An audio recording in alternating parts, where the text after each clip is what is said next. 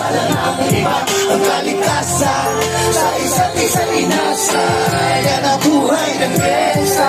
Say what? Yan ang buhay ng gangsta. Buhay ng gangsta.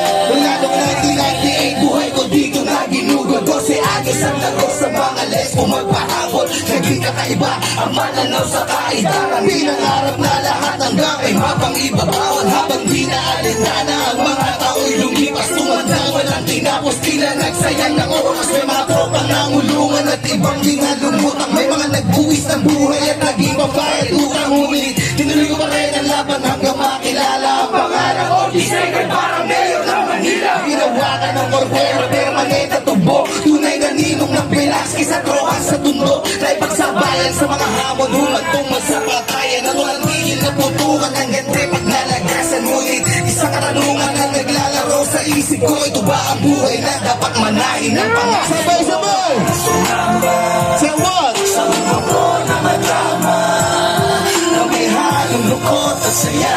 May kababala sa pagtubos sa sala ng iba. Ang kalikasan sa isa't isa inasa. Yan ang buhay ng gangsta. Yan ang buhay ng gangsta.